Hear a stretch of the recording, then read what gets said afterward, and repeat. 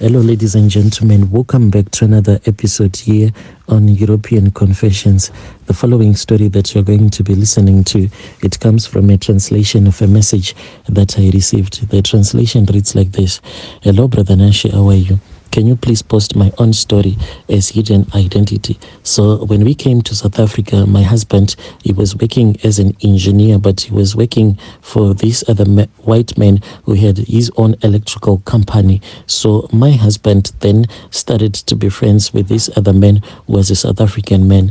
They were like really close and they were good friends. So that man, he then said that he wanted to create a company. This was because he was about to be offered a tender, but he did not even know how to run a company. He then came and he spoke with my husband. So the deal was that my husband, he was going to bring his experience as an engineer and they were going to make him to become the director of that company, since his friend did not even know anything. All that he had was the connection to that tender that he was about to be offered. So they then created that company, and after they had created the company, my husband, he was the one who was like in control of everything, who was running the company on a day-to-day basis. As for his friend, he was just sitting, not doing anything. So what happened was that after they had been awarded their tender,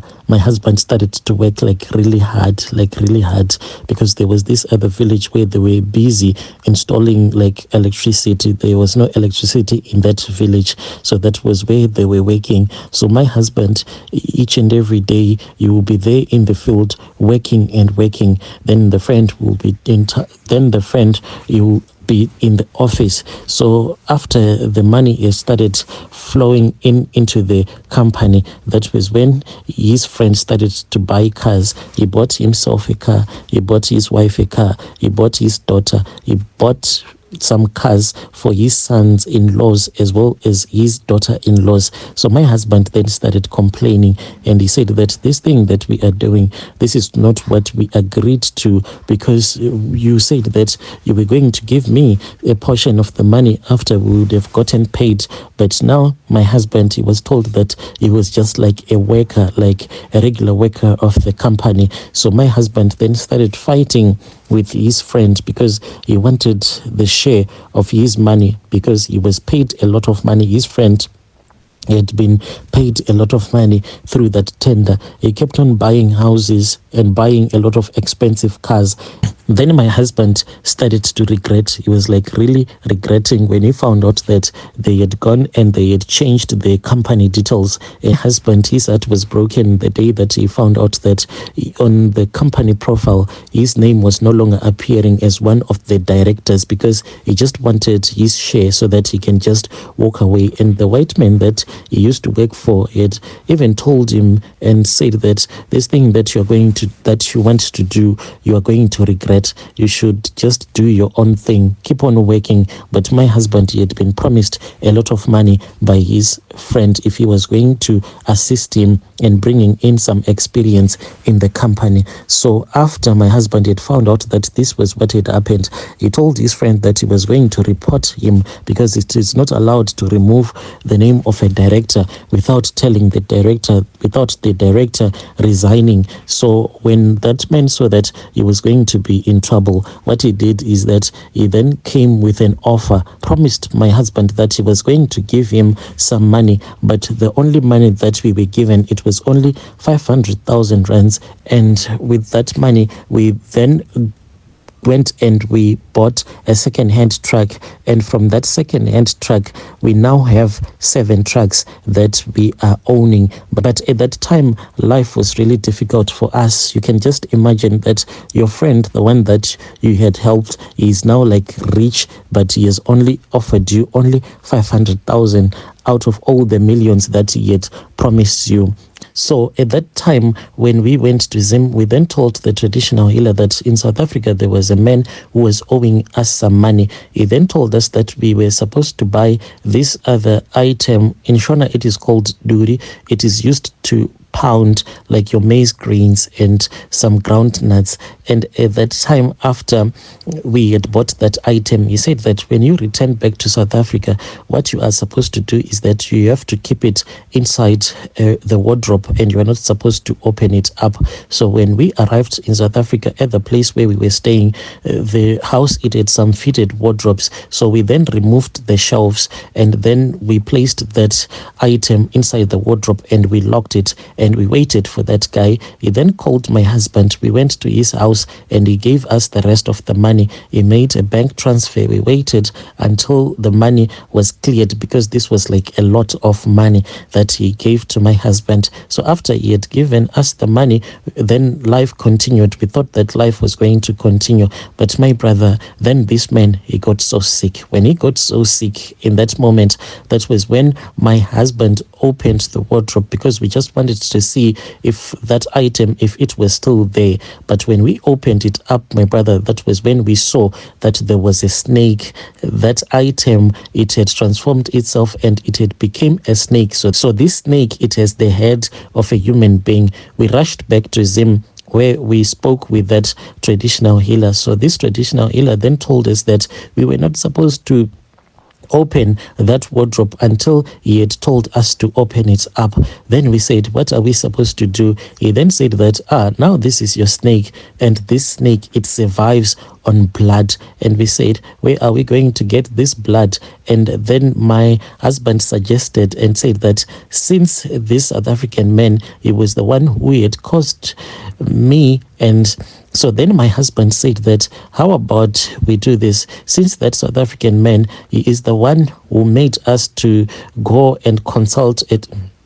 So my husband then suggested that, was it not better that we just sacrifice that South African man, since he had tried to rob us of our money? Then that traditional healer said, it is fine, you can return back to South Africa. But this was after his spirit had been called, and that man, he passed away. After this man had died, we went to his funeral, because we were friends of the family, and they did not even know that it was me and my husband who had killed their relative. The day that he was buried, that snake, it came and it woke me and my husband up, and we found ourselves, we were inside the graveyard where he was buried. And when we woke up, my brother, we then saw that the snake, it was with us. The snake then told us not to be afraid, for it was there to protect me and my husband. So this snake, it then told us that it wanted the blood of that man, and it harvested the blood of that man. This is how me and my husband became ritualists. We just wanted our money. We just wanted that man to give us all the money that he was owing us, but we did not know that with everything that we were doing, the go back to sender, we did not know that us doing all of those rituals to get our money back, we were going to end up with this snake, the snake that always demands blood. Dear listeners, right there was a narration of a message that I received, hoping that the story was not lost in translation. Then there is another message that was sent to me by one of our dear sister. This is the translation of the message that she sent to me. Hello, Brother Nashi, how are you? Can you please post my own story as hidden identity? So when I was in Botswana, I was staying with this other man. So he used to keep a lot of money in the house. And the moment that I started dating another man, when I was cheating on him, I then told the guy that I was dating, because he was like a thief, that my husband, he was keeping a lot of money inside the room that we were staying. So we then made a plan, and the plan was that he was supposed to get hijacked, then we were going to rob him. So at that time, when I thought of getting him hijacked, that was when I thought of them killing him, because I was in love with my gangster boyfriend and I wanted to become his wife. So then they planned a hit, and then the guy that I was staying with, he was murdered. So at that just before this guy had been murdered, I had called one of my young brothers. He had came to Botswana and he had collected most of the money, and I stole it from the guy that I was staying with, and my young brother returned back to Zim. So I was able to open up a grocery store using that money. Even that boyfriend of mine, he had also managed to build a house with the money that I was stealing from the guy that I was staying with. So at that time when the hit was planned and it was successful, then they crossed the border from Botswana coming back to Zim. Since they had a huge sum of money, they were arrested in Plumtree, and then when they were arrested, they confessed. So I was also arrested. When I was traveling from Botswana, I only had 1,000 pula. So this was like my saving grace, because when I contacted my lawyers, then my lawyers said that that is what we were going to use as our defense, since the guy that I was staying with, he had a lot of money. So, and those guys were saying that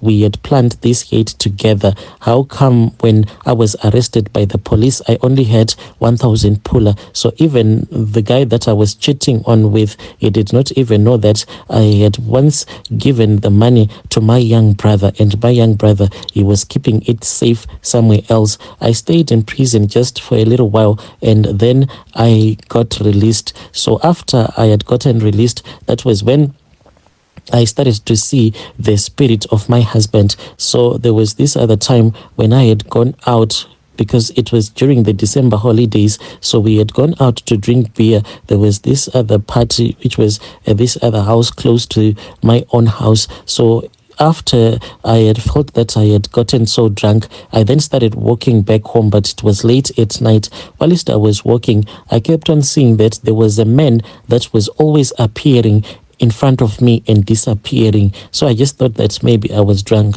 And when I was about to get into my house, that was when I saw the man again. So from that day, I have been seeing his spirit. I kept on seeing this man as he was appearing and disappearing. But my brother, I don't know what happened next, because when I woke up, I saw that I was about to enter into a police station. Then I said, no, I will never do that. I can't go and hand myself over to the police. So I want someone who can cleanse me, because I am scared that this spirit, it will keep on coming to me and haunting me.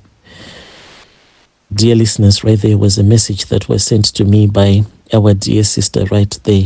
Please let us speak with her in the comment section. That was the narration of the message that she sent to me. Strange things do happen in this world. Hey.